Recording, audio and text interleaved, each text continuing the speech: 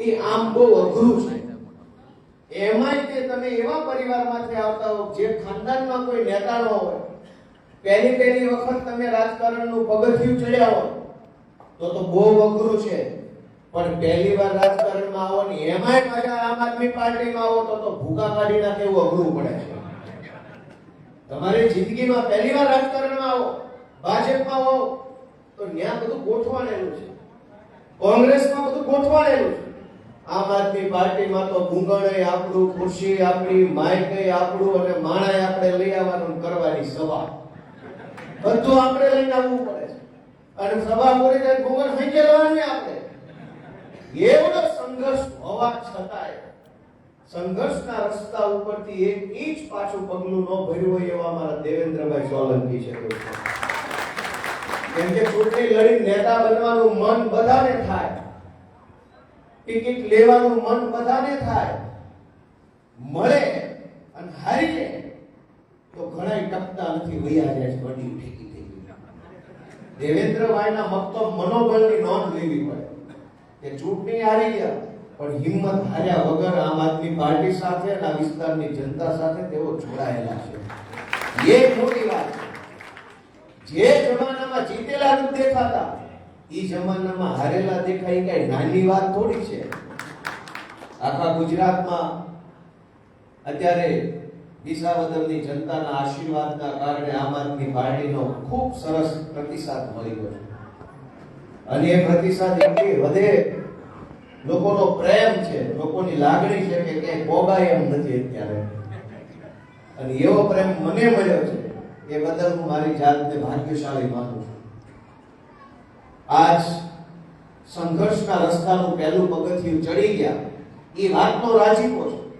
કેમ કે અમે પ્રવીણભાઈ ઇકોઝોનની લડાઈ 2015 થી કરી, હું પાટીદાર આંદોલનમાં જોડાયો 17 થી, પછી પાછા આમ આદમી પાર્ટીમાં આવ્યા.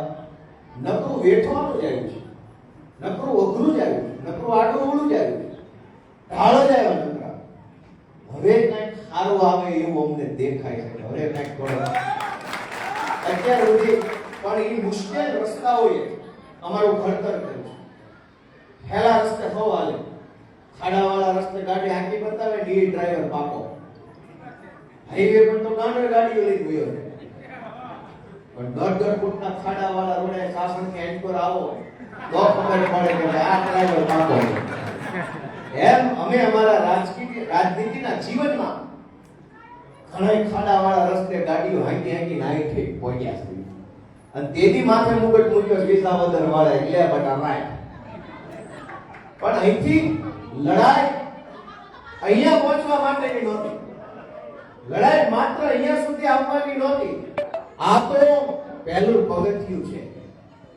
અહીંથી તો બહુ મોટી લડાઈ ચાલુ કરવાની છે. અહીંથી કેવડો વિશાળ સંઘર્ષ ચાલુ અહીંથી થવાનું છે હવે પછી. અને લડાઈ કઈ વાતની છે? એ લડાઈ છે ગુજરાતમાંથી તાનાશાહોને ભગાડી ખેડૂતોની, ગામડાની, યુવાનોની, મહિલાઓની સરકાર વિધાનસભામાં બેસે એ લડાઈ હવે પછીથી આપણે બધા ભેગા મળી લડવાની દોસ્તો. અને લડાઈનું સુકાન ગુજરાતની જનતા સંભાળે એવી લાગણી સાથે, એવી અપેક્ષા વ્યક્ત કરવા માટે અમે ગામડે ગામડે ફરી રહ્યા છીએ. શું કામ? કે આપણે પોતે જો આપણું હારું ન ઈચ્છીએ તો ભગવાને આપણું હારું ન કરીએ. પહેલું તો આપણે વિચારવું પડશે કે આપણે પોતે આપણી જાતનું સારું કરવા માંગીએ છીએ કે નહીં. કોઈ નેતા આવી જાય અને ક્રાંતિ કરી નાખશે, બધાનું ભલું કરી નાખશે, એવું ન બને. કોઈ પાર્ટી આવી જશે, રાતોરાત ક્રાંતિ કરી નાખશે, ખેડૂતોનું ભલું કરી નાખશે, એવું ન બને. આપણું સારું થશે કે આપણું ખરાબ થશે એ નક્કી કરવા માટે બંધારણમાં આંગળી ઉપર એક અધિકાર આપ્યો છે. જે બટન દબાવશો એવું તમારું થાય. આપણે જો આપણું સારું કરવા ન માંગતા હોઈએ તો કોણ આપણું સારું કરી શકશે? તમને મારે એક પ્રશ્ન પૂછવો છે કે આપણા આખા હોલમાં બેઠેલા 1000-2000 માણસોમાંથી લગભગ 90% મારા સહિત હુંય ભેગો લગભગ આપણે આજથી 20 વર્ષ પહેલાથી ભાજપને મત આપવાનું ચાલુ કરી દીધું હતું. લગભગ મોટા ભાગની ચૂંટણીમાં ભાજપ બટન દબાવ્યા છે. વાત સાચી છે ખોટી છે? ઓછામાં ઓછા 5-5 7-8 વખત ભાજપ ભાજપને મત આપીને આપણે બધા બેઠા છીએ. સાચી વાત કે ખોટી વાત?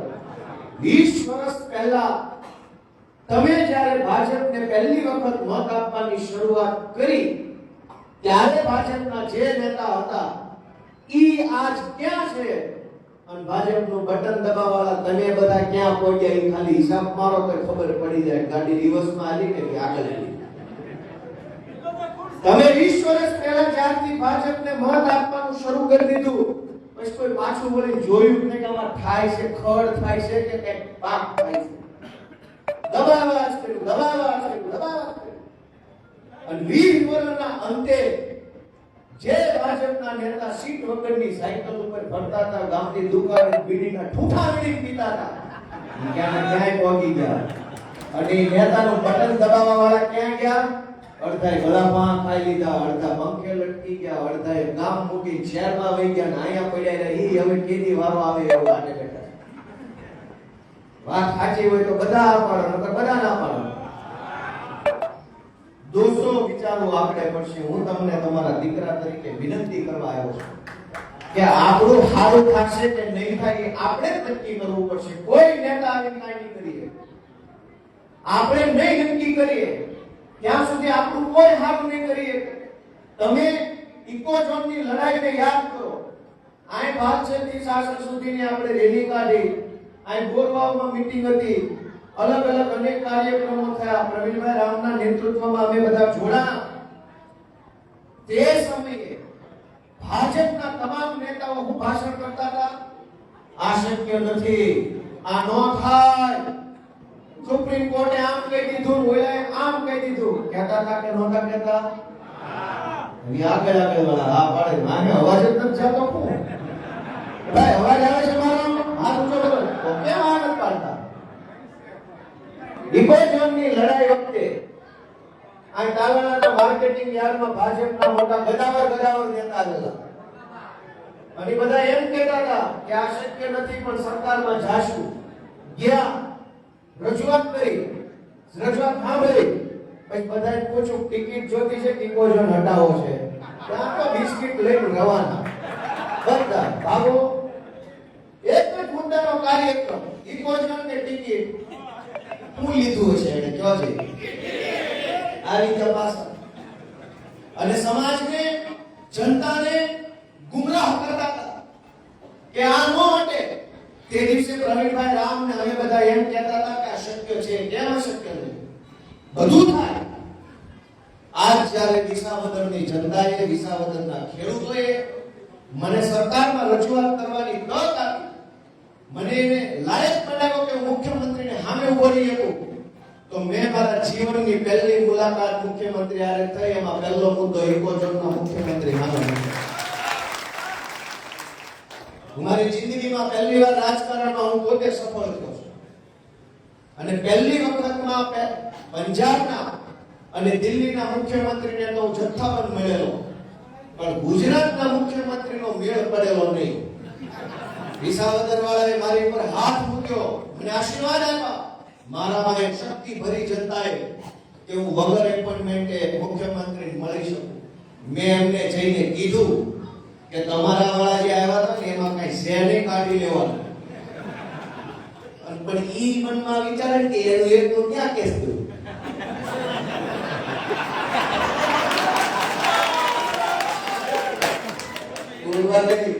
ખબર પડી જાય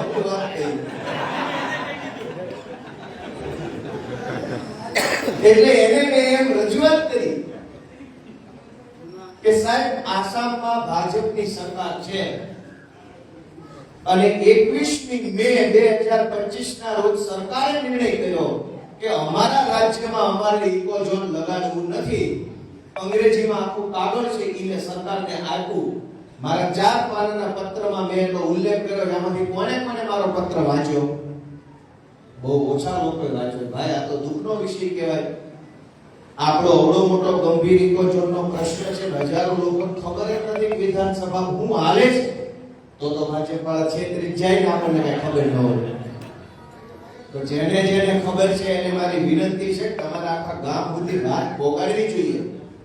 નહીતર ભાજપવાળા આવીને સુપ્રીમ કોર્ટ કરીને વયા આવ્યા. આસામની સરકારે આ ચાલુ વર્ષે આ વિસાવદરમાં જેની ચૂંટણી ચાલુ હતી એ વખતે આસામમાં ભાજપની સરકારે ઇકો ઝોન રદ કરતો ઠરાવ કરી નાખ્યો અને કેન્દ્ર સરકારને આપી દીધો. એ ઠરાવ અંગ્રેજીમાં છે. એમાં એમ લખ્યું છે કે આ ઇકો ઝોન નક્કી કરતા પહેલા આ આખી ભૌગોલિક જે જગ્યા છે એનો કોઈ સર્વે કર્યો નથી કે આમાં માણા કેટલું રહેશે, ઢોર કેટલા રહેશે, શાળા કેટલી છે, દવાખાના કેટલા છે, કુવા કેટલા છે, એનો કોઈ સર્વે નથી.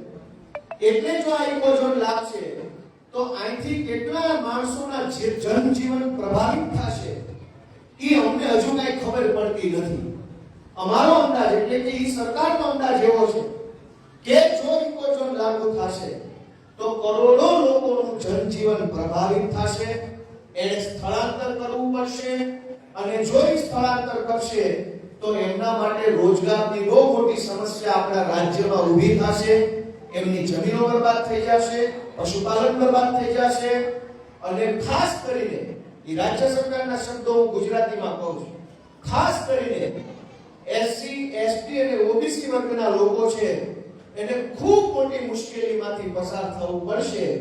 માટે સરકાર એટલે કે આસામની સરકારે નિશ્ચય છે કે આ ઇકો ઝોન અમારે ત્યાં લગાડવું નથી. જય સ્વામિનારાયણ કરી ઠરાવ નાખી દીધો. તો આસામની સરકાર આવું લખી શકે કે અમારા રાજ્યના ખેડૂતો દુખી થશે, અમારા રાજ્યના એસસી, એસટી, ઓબીસી ના લોકો દુખી થશે, અમારા રાજ્યના લોકોએ સ્થળાંતર કરવું પડશે, અમારા રાજ્યનું પશુપાલન અને ખેતી બરબાદ થઈ જશે. આ તમામ શબ્દો આસામમાં ભાજપની સરકાર લખી શકે તો ગુજરાતમાં ભાજપની સરકાર ન લખી શકે. કેમ કે 8 પાસ છે. કઈક અમારી જેવાને લાવો તો કઈક અમે લખીએ. આ અમને તમને કહેવાનું છે. ઈ શેના લખે? એક ભણ્યા હોય તો અહીંયા જાય. આ ઇકો ઝોન વખતે એવું અમારા વિરોધમાં, મારા પ્રવીણભાઈના વિરોધમાં ભાજપના નેતા એમ કહેતા હતા કે આ લોકો ઉશ્કેરે છે. બહારથી આવી. બહારથી એટલે ક્યાંથી? અમેરિકા આવી મુશ્કેલી છે. હું વિસાવદરની ચૂંટણીમાં ઉભો હતો તે દિવસે ભાજપ વાળા એવો પ્રચાર કરતા હતા બહારથી આવ્યો. ક્યાંથી? બહારથી એટલે ક્યાંથી? ભાઈ હું કાઠિયાવાડનો માણસ છું, ગુજરાતનો માણસ છું, ખેડૂતનો દીકરો છું. બહારથી ક્યાંથી આવ્યા? અને જે આઈના છે હું બહારનો છું, પણ જે આઈના છે અહીંયા જઈનમાં પોતાની જાતને એમ માને છે હું આઈનો છું. આઈનાએ તો નકલી મંડળીઓ બનાવીને ખેડૂતોના ખિસ્સા ફાડી નાખ્યા. તો એને કોણ પૂછશે કે આઈના હતા તો તમે આ કર્યું? બહારના હોત તો તમારે બે ગાળું દેવાય ખાતા ઘરના ઉઠી 10 મંડળીઓ એક ગામમાં ભરાવી દીધી. એનું હું અને એ નકલી મંડળીના દમ પર તમે વિચારો ગામ દીઠ આગળ પર બનાવી છે. ખ્યાલ છે બધાને? આગળ આગળ બધી ખબર છે. ખ્યાલ છે?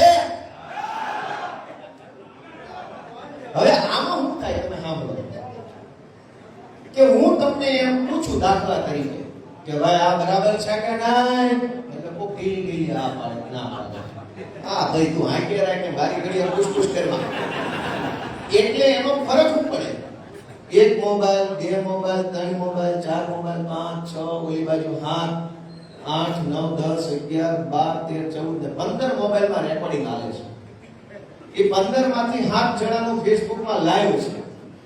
એ લાઈવ છે એટલે એની અંદર હંતાઈ ભાજપના કેટલાક નેતાઓ મિનરાજ જેમ સાંભળતા છે. ઈ અમથા નહીં સાંભળે. અમથા આયા કોક છે કે આત્મહત્યા કરી લે તો કોઈના પેટનું ભાજપનું પાણી નહીં હલે. પણ આજે અહીંયા સભા છે, પ્રવીણભાઈ રામ અને ગોપાલભાઈ ઇટાલી આવ્યા છે એટલે ફરવા કામ કર્યા છે. હારા શું બોલ. આજ સમય છે, આજ દિવસ છે કે તમે જે બોલશો ને મીંદડા ઓલી બાજુથી સાંભળશે. અમથા નહીં સાંભળે. અમથા તમારી કોઈ વાતનો જવાબ નહીં આપે. આમાં ભૂલી ગયું કરશે. આજ સાંભળે છે એટલે હું ધારો કે એમ પૂછું કે બરાબર છે આ ભાજપ વાળા ખોટા છે, સાચી વાત, એટલે તમે ઢીલી હા પાડો. ચલો મીંદડો મોજમાં મારા જાત છે પણ ઢીલું બહુ છે. પછી હું તમને પૂછું કે ભાજપ વાળા ખોટા છે, સાચી વાત, એટલે તમે કહો હા, એટલે મીંદડો મને જાય એમ કે ધોતિયા ફાડી નાખે એવો માહોલ. એટલે તમારી હા અને તમારી ના મીંદડા સાંભળે છે એટલા માટે તમારે કહેવું પડે સાચું હોય સાચું, ખોટું હોય ખોટું. કેમ કે અમથા નહીં સાંભળે, અમથા નહીં સાંભળે, આજે સાંભળતા જ છે. અને જો કાંઈક એવું કાંઈક હાથમાં આવ્યું તો હામાં મીડિયા બનાવશે મારી વિરુદ્ધમાં. ભાઈ અમે ક્યાં એવા પાપ કર્યા છે, અમે ક્યાં ખોટું કર્યું, અમે ક્યાં ખેડૂતોનું લઈ લીધું છે, તમે મારી પર મીડિયા બનાવશો? તમારે હું તમને જનતાને વિનંતી કરવા આવ્યો છું કે વિસાવદરની જનતાએ આપણને એક રસ્તો બતાવ્યો છે, દીવાદાંડીની જેમ રસ્તો બતાવવાનું કામ કર્યું છે. રસ્તો શું છે? રસ્તો એ છે કે જનતા પોતાની તાકાતને ઓળખે. આજ ગુજરાતમાં ભાજપે શું માહોલ કર્યો છે કે લોકોને પોતાની શક્તિ ભૂલવાડી દીધી છે. લોકોને એવું લાગે છે કે મારાથી કાંઈ નહીં થાય, હું એકલો હું કરીશ, મને એકનામાં હું કરીશ તો મને કંઈક આમ કરી દેશે, અમારાથી કાંઈ નહીં થાય, આ નેતા બહુ તાકાતવાળો છે, દબંગ છે, આ સરકાર બહુ દબંગ છે, આ અધિકારી દબંગ છે. હું તમને એવી વિનંતી કરવા આવ્યો છું કે લોકતંત્રની અંદર જનતાની તાકાતથી મોટી તાકાત દેશમાં બીજી કોઈ નથી, એનો જાગતો પુરાવો વિસાવદર વાળાએ આપ્યો છે. હવે વિચારો કે કેટલા મંત્રી, કેટલા ધારાસભ્યો, કેટલા સાંસદ સભ્યો નાના નાના વોર્ડ લેવલના લંગરિયા અહીંયા પ્રચાર કરવા નહીં લેના નહીં દેના, ભારત માતા કી જય કરીને સોંટાતા ગામના આવે છે. ફોટા પાડી પાડી મૂકતા આજે અમે ફલાણા ગામમાં પ્રચાર કર્યો, ખૂબ સારો માહોલ છે. જોઈ લીધો માહોલ? સારો માહોલ તો તારા ફોટામાં બતાવવા હાટું તો, બાકી માહોલ આઈન કરો તો. દોસ્તો, લોકશાહીમાં જનતાની તાકાત સૌથી મોટી તાકાત છે. નેતાની તાકાત બિલકુલ મોટી તાકાત નથી, ભૂલી જાય. ભાજપના નેતાઓને પબ્લિકે એમ માની લીધું છે કે આ તો સર્વશક્તિમાન છે. એવું કાંઈ નથી. નેતાની તાકાત મોટી તાકાત નથી, સત્તાની તાકાત મોટી તાકાત નથી, અધિકારીની તાકાત પણ મોટી તાકાત નથી. જનતાની તાકાત દેશમાં સૌથી મોટી તાકાત છે અને રહેવાની છે દોસ્તો. અને કેવી રીતે 2017 ની સાલમાં ગુજરાતની વિધાનસભાના ઈ વખતના અધ્યક્ષે મારા ઉપર પ્રતિબંધ મૂક્યો કે ગોપાલ ઇટાલિયા ગુજરાતની વિધાનસભામાં નહીં આવી શકે. પ્રતિબંધ. મેન ગેટે કોમ્પ્યુટરમાં મારું નામ લાલ અક્ષરે લખાઈ ગયું. મેન ગેટે ચાલી, આઈ કાર્ડ બતાવી, તરત કહી દે ભાઈ નો એન્ટ્રી. સત્તાની તાકાત છે. એને મને રોક્યો. અધ્યક્ષે 3 લીટી લખી હોય પેનથી કે ગોપાલ ઇટાલિયાને આવવા દેવો નહીં, લિખિત અધ્યક્ષ. એ 3 લીટીની તાકાત એટલી જ કે ઈ મને અંદર નો આવવા દે. 2017, 18, 19, 20, 21, 22, 24, 25 વિસાવદરની જનતાએ મારી પર હાથ મૂક્યો તો વાસ્તે વાસ્તે વિધાનસભાની અંદર મૂક્યો. તો તમે વિચારો, જે દિવસે હું શપથ વિધિમાં ગયો, પ્રવીણભાઈ હતા, 50 ફોટો કેમેરા ચારે બાજુ મીડિયાના, હાથ હલેતા 25 ફોટા પાડી લેતા, અલગ અલગ એંગલના. પગલું બદલુતા 100 ફોટા પાડી લે એંગલ લેવા માટે. કેમેરા વાળા, પ્રોટોકોલના માણસો, પોલીસ વાળા, અમારા આમ આદમી પાર્ટીના યોદ્ધાઓ, અધિકારીઓ, જાણે સરકાર બદલાઈ ગઈ હોય એવો માહોલ હતો. 2017માં સત્તાની તાકાત એટલી જ કે મને એને આવતા રોક્યો, પણ જનતાની તાકાત એવડી કે જનતાએ મારું બટન દબાવ્યું, મને ધારાસભ્ય બનાવ્યો. તો વિધાનસભાના અધ્યક્ષે 3 કિલોનો ગુલદસ્તો મને આપીને એમ કીધું કે અહીંયા તમારું સ્વાગત છે. એ અધ્યક્ષની તાકાત એટલી જ કે ઈ મોકે, પણ તમારી તાકાત એવડી કે અધ્યક્ષે ગુલદસ્તા આપવા પડે. તમે જેની ઉપર હાથ મૂકો ને તો કોની તાકાત મોટી છે? સત્તાની તાકાત મોટી કે તમારી તાકાત મોટી? તમારી તાકાત મોટી છે. પણ જેમ હનુમાનજી મહારાજને તાણે યાદ નહોતું આવતું કે શક્તિ છે ભગવાનમાં, અને લંકામાં જવા માટે આ છેડે બેઠા હતા બધા, જાંબુવંતજીએ એ ફરજ નિભાવી કે પ્રભુ બધા ત્યાં બેઠા હતા કે આ દરિયો કેમ પાર કરશો, આ તો અવળો મોટો સમુદ્ર ને ઓલી બાજુ લંકા ને રાવણ ને આમ ને તેમ. પછી જાંબુવાનજી મહારાજે હનુમાનજી બાપાને યાદ કરાવ્યું કે તમે શક્તિશાળી છો, પવન પુત્ર છો, એક છલાંગ મારો એટલે સીધા લંકા. હનુમાનજી બાપાને એની શક્તિ યાદ આવી અને પછીનો ઘટનાક્રમ આપણે બધા જાણીએ છીએ. વિસાવદરની જનતા ગુજરાતની જનતાને યાદ અપાવે છે કે તમે જેની ઉપર હાથ મૂકો ને મારા અધ્યક્ષ ને મંત્રી બની શકે એવી તાકાત તમારામાં છે. તમારે હાથ આમ નથી કરવાનો નેતામાં, હે તમારો હાથ તો આમ છે કે ભાઈ જ્યાં તારી ઉપર હાથ મૂક્યો તો મંત્રી અને હાથ લઈ લીધો ને તો પટાવાળામાં નો આવે. તો આપણે કેમ આપણી શક્તિ ભૂલી ગયા છે? અને આપણે આપણી શક્તિ ભૂલી ગયા ત્યાંથી બધા પ્રશ્નોની શરૂઆત થઈ. ગામમાં રોડ નથી, માધુપુરમાં સ્ટ્રીટ લાઇટ નથી, અહીંયા બ્લોક નથી, અહીંયા મંડળીમાં આમ થઈ ગયું, આ સુગર મિલ બંધ થઈ ગઈ, અહીં ખેડૂતોને પૂરા ભાવ નથી મળતા, અહીં તલાટી મંત્રી રૂપિયા માગે છે, મામલતદાર ધક્કા ખવડાવે છે, વીસી માં રજીસ્ટ્રેશનના 100 રૂપિયા આપવા પડે છે, પોલીસ વાળા 2,000 નું બટકું ભરી જાય છે, ઓલો આમ કરી જાય છે, ઓલો આમ કરી જાય છે.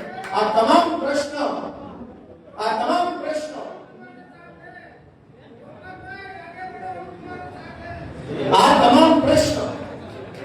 આપણે જ્યારે આપણી શક્તિ ભૂલી ગયા, જનતા જ્યારે પોતાની શક્તિ ભૂલી ગઈ, પછી તો એક તલાટી માથે ચડી નાચે છે. આપણે તલાટીની ઉપર ડીડીઓ, ડીડીઓની ઉપર ડીડીઓ, ડીડીઓની ઉપર ઉપસચિવ, ઉપસચિવ ઉપર સચિવ, સચિવની ઉપર અધિક મુખ્ય સચિવ, એની ઉપર મુખ્ય સચિવ, એની ઉપર મંત્રી, એની ઉપર મુખ્યમંત્રી, અને મુખ્યમંત્રીનો બાપ એટલે જનતા. એ આ જનતા, આ ખેડૂતો. પણ તમે વિચારો, બાપને છોકરા નહીં, છોકરાના છોકરાના છોકરાના છોકરાના છોકરાનો ફટાફટ ડોળા કાઢી જાય છે. તો ભૂલ કોની કહેવાય? ઓલા ડોળા કાઢવા વાળાની, જેની સામે ડોળા થઈ જાય છે એની. આંખ કોને ઉગાડવાની છે? ડોળા કાઢનારે નહીં, પણ ડોળા કાઢનારની સામે આંખ જેની બંધ થઈ ગઈ છે ને, એકવાર આંખ ઉગાડે અને આંખમાંથી એવો અગ્નિ વરસે કે આ બધા ભાગી જાય, નાશ થઈ જાય. દોસ્તો, એ તાકાત આપણી પાસે છે. હું તમારા દીકરા તરીકે તમને હાથ જોડવા આવ્યો છું કે ક્યાં સુધી સહન કરવું છે, કેટલું સહન કરવું છે, અને હું નથી સહન કરતા. તમે એક મુદ્દાને બાદ કરીને બધું જ સહન કરી લઈએ છીએ. આપણે ખરાબ રોડ સહન કરી લઈએ, ગામની અંદર ભાજપનો કોઈ વ્યક્તિ કે ભાજપ સમર્થિત નેતાની દાદાગીરી સહન કરી લઈએ, તલાટીનું અપમાન, તલાટી આપણું અપમાન કરે એ સહન કરી લઈએ, મામલતદારના ધક્કા સહન કરી લઈએ, બેંકની લાઈનો સહન કરી લઈએ, બધું જ સહન કરી લઈએ. શું કામ? એક વસ્તુ તો આપણે સહન નથી કરતા. બાપ દાદાની જમીનમાં ભાઈઓ ભાગ પડે, 1.5 વીઘા ઓલી બાજુ વધુ થઈ જાય તો એ મેળ જ ન પડે, એમાં બાંધી લેવાનું થાય. અગા ભાઈએ 1 વીઘો જમીન જો વધુ વહી ગઈ ભાગ પટાઈમાં, વારસાગત જમીનમાં, તો મામલતદારમાં અરજી, ત્યાંથી નિકાલ થાય એટલે અપીલ, પ્રાંતમાં અપીલ, પ્રાંતની અપીલ, કલેક્ટરની અપીલ, એસએસઆરડી, હાઈકોર્ટ સુધી લડી લેવાનું. શું કામ? 1 વીઘો જમીન હગા ભાઈ વધુ ન જવી જોઈએ. 1 વીઘો જમીન હગા ભાઈને બેનને વધુ ન જાય, એ આપણે એની કાળજી રાખીએ છીએ. પણ કરોડો રૂપિયાની કટકી આ ભાજપના માણસો આપણા ટેક્સના પૈસામાંથી કરી જાય છે અને કોઈના પેટનું પાણી નથી હલતું. દોસ્તો, આપણે જાગવું પડશે. હું તમારા છોકરા તરીકે તમને વિનંતી કરવા આવ્યો છું. આપણે ઘણીવાર એમ કહીએ કે પ્રશ્ન આ છે, રોડનો પ્રશ્ન, જેમ કે હું અહીંયા આવ્યો માધુપુરમાં અથવા ગમે એ ગામમાં જાઓ તો અમારા કાર્યકર્તા, આમ જનતા, જાગૃત નાગરિકો મારું ધ્યાન દોરે. તમે માઇકમાં આ મુદ્દો બોલજો, ઓલો મુદ્દો બોલજો, સુગર મિલ વાળો થોડું ભીડ દઈને બોલજો, સ્ટ્રીટ લાઇટ વાળો જરા ટાઈમ બોલજો. મુદ્દો સ્ટ્રીટ લાઇટ, ગટર, ખેડૂતને પૂરા ભાવ, ઇકો ઝોન, જંગલી જાનવરોનો ત્રાસ, જંગલ ખાતાના માણસોનો ત્રાસ. મુદ્દો એ નથી કે આ 500 સમસ્યાઓ છે. મુદ્દો એ છે કે આટલી સમસ્યાઓથી ઘેરાયેલું આપણું જીવન છે, તો કોઈ બોલવા વાળો કેમ નથી ને, એ સૌથી મોટો મુદ્દો છે. મુદ્દો એ નથી કે 500 સમસ્યા છે આપણા જીવનમાં, તો કેમ બોલતા? દોસ્તો, તમે વિચાર કરો. હું તો હમણાં આ વિસાવદરના આશીર્વાદથી વિધાનસભામાં જવા લાગ્યો. ભાજપના ધારાસભ્યો કે ભાજપના મંત્રીની કોઈ ત્યાં વેલ્યુ જ નથી.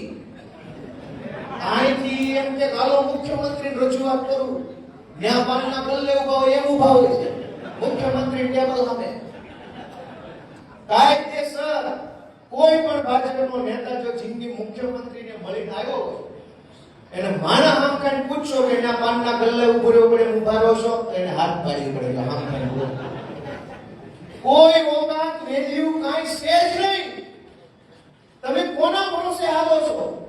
તમને એમ થાય કે આ મુદ્દો આવે હાલો ધારાસભ્યને કહીએ, પણ હવે ઈ તો પટ્ટાવાળો છે એની અંદર આ ધારાસભ્ય છે જેનો રાજ્ય આવતી નાટક 92 લાખ માળવાનો રાજા આવતો માઈ માગીને માઈ આવતો રાજ બધા બેઠા હોય નાટક ચાલતું હોય ભવાય એટલે બોલો છે માગી રાજકોટથી અપાઈ જાય સવારે ખબર પડે આ તો ઘાટમાં બે થાય કે ન થાય એવું આ માળા ફેંકી નાખે લઈ જા વધામણી. આ બધા એવા છે અહીંયા આવે ત્યારે મોટા એમ લાગે કે આ તો કદાવર નેતા છે. હું ખબર ને અંધારામાં થાળી વાટક્યા નહીં ધોવડાવતા હોય એની આપણે ક્યાં ખબર છે. હા આવું આવે ભલું થાજો ભાઈ વિસાવદરના અમારા ખેડૂતોનું ભગવાન એને બહુ સુખી કરે કે મને ત્યાં મોકલ્યો તો હું ન્યાથી બધું જાણીને આ બધું આખા ગામને કહી દેવું છે. ગામમાં બધું ખુલ્લું પાડી દેવું આમ આવે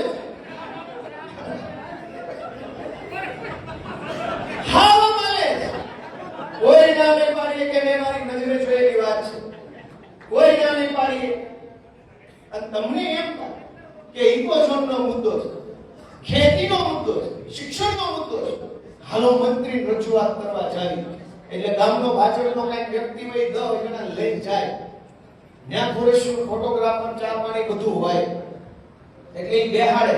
અમારે આ બોરવાવથી અમારા પ્રવીણભાઈ આવ્યા છે, આ વિપુલભાઈ અમારે માધુપુરથી છે, અમારા આગેવાન છે, આમ છે તેમ છે કે મંત્રી સામે બેહાડે. પછી બધી રજૂઆત ચાલુ થાય. અમારા ખેડૂતોનો સાહેબ પ્રશ્ન એવો છે કે ઇકોઝોન બાબતે જરાક બહુ નારાજગી છે લોકોમાં, આમ છે તેમ છે. બધી વસ્તુ હામ લેવલો મંત્રી મનમાં એમ વિચારતો અહીંયા મને કેટલા દી રાખે એનું નક્કી નથી તો આ ક્યાં લઈને હમણાં ઓલા મોદી સાહેબ આવ્યા છે રેશુક નહીં એને ઈ ધબકારા નથી લાગે. તમે ઇકોઝોનનું લઈ જાઓ, તમે ગામની ગટરનું લઈ જાઓ કે પેલા મારું કરું તારું કરું. અને તમે મજાની વાત જુઓ, ફૂલ મજાની વાત કે જ્યારથી વિસાવદર વિધાનસભાની ચૂંટણીનું પરિણામ આવ્યું ત્યારથી ભાજપ પાર્ટીમાં કાંઈ બેહી ગઈ છે. એક ભાજપ વાળો કે દામ કાઢતો જ નથી. નકરું હોય કે મોઢું લઈને સારું જાણે કે કઈક લાંબુ વર્ષ થઈ ગયું પાર્ટીમાં એવું મોઢું લઈને ફરે. બોલે નહીં, ચાલે નહીં, હાવ ટાણી વાળા મોઢા લઈને ફરે છે. છેલ્લે મોદી સાહેબે આ નિકોલમાં હોક ભાંગવા આવવું પડ્યું. હવે તો દામ કાઢો વિસાવદરનો હોક ભાંગવા આવ્યા. આ વિસાવદરમાં નાનું મરણ બાથરૂમ દબોશી જાને ઉપાડે કે ગુના લઈ આવ્યા. આને પક્ષ પલટો કરાવું, બોલ્યો એને પક્ષ પલટો કરાવું, આ કોણ છે એને પક્ષ પલટો કરાવું, ભલાને એને લઈ લો.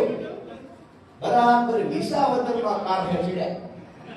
મેં ચેલેન્જ મારી છે કે આખા ભારત દેશના ભાજપના કોઈ ઇટાલિયન દીવડાવી બતાવે તો માનું કે બે ગુના લઈ આવ્યા. જ્યાં કોઈના પક્ષ પલટો હવા છાપુ ખોલો તો કે લે આવી ગયો. માંડ તમને થોડીક રાહત થાય, શ્વાસ હેઠો બે હે બપોરનું વાળા રોટલા પાણી કાંઈ તમને એમ થાય ઘઉં નહીં વાંધો હતા 4 વાગે નોખા હમાસર ખાઈ રાતે 12 વાગે સુધી ઊંઘ ન આવે. માંડ હું વળી છાપુ ખોલો તો વીરો ગયો એવો ઉપાડો લીધો તો ભાજપ વાળા. પણ આમ જો વિસાવદરના ખેડૂતો ડાટો માંડી હવે નો હામાં મળતા બીજી વખત. અને ઈ વાતની મજા ચૂંટણીનું પરિણામ આવ્યાના 2 મહિના સુધી મજા આવે છે. કેવો ડાટો માર્યો નગર કે જૂના હકના નહોતા રહેતા. મારી વાત સાચી છે ખોટી? કેવું નીકળા ઉડી ગયું. એટલે હું બધાને વિનંતી કરવા માટે આવ્યો છું કે દોસ્તો અત્યારે જે કાંઈ પણ આપણે ભલે આપણે હસતા વાત કરી કેમ કે રોયે મેળ નથી પડે અને ઈ તો એમ ઈચ્છે છે ભાજપ વાળા ગામ હોવે. આપણે એવા માણસ નથી. આપણે હસતા હસતા ડાટો મારી દેવાનો, ખબર ય નથી પડવાની કોણ ડાટો મારી. રાત કાઢતા કાઢતા ઉપાડ લેવાના છે. ઈ કરી નીકળો. ખાવા લેવાના છે. અને એટલે હું કેમ હસતા હસતા વાત કરું. બહુ રોવડાયા છે ખેડૂતોને, મજૂર માણસોને, નાના માણસોને, લાચાર માણસોને. રોવડાવવામાં કઈ ભાજપે બાકી નથી રાખ્યું. પણ આપણે રોતા રોતા નહીં, દાંત કાઢતા કાઢતા કાર્યક્રમ કરવાનો છે અને હી કરતા કરતા રવાના કરી દેવાના. આવો મિત્રો, હું તમારા બધાનો આભાર વ્યક્ત કરું છું કે તમે બધાએ આટલા ઉત્સાહ સાથે, આટલા હરખ સાથે જોડાયા. અમે બધાએ બહુ સંઘર્ષ કરી રહ્યા છે. પ્રવીણભાઈ રામ, રાજુભાઈ કરપડા, રાજુભાઈ સોલંકી, અમારા સાગરભાઈ રબારી, ઈશુદાનભાઈ ગઢવી, અમારા પ્રવીણભાઈ આપણા અહીંયા બેઠા છે રામ, અમારા હેમંતભાઈ ખવા, અમારા ચૈતરભાઈ વસાવા, આ આખી ટીમ છે. ખૂબ સંઘર્ષ ચાલુ છે. અમે અમારી આવડત શું છે એ જનતા સામે મૂકી દીધું છે. અમારામાં સમજણ શક્તિ કેટલી છે એ જનતા સામે મૂકી દીધું છે. અમારામાં હિંમત કેવડી છે એ જનતા સામે મૂકી દીધું છે. કેવડા લેવલની ટક્કર લઈ શકીએ એમ છીએ એ જનતા સામે મૂકી દીધું છે. ઈમાનદાર કેટલા છીએ એ જનતા સામે મૂકી દીધું છે. ધગશ અને ધીરજ કેટલી છે અમારામાં એ જનતા સામે મૂકી દીધું છે. આનું પાથરી દીધું છે અમારી આવડતનું. જોઈ લેજો, મેળે મેળે લાગે, સારું લાગે તો એક વખત હાવનો મારી દેજો આખા ગુજરાતમાં.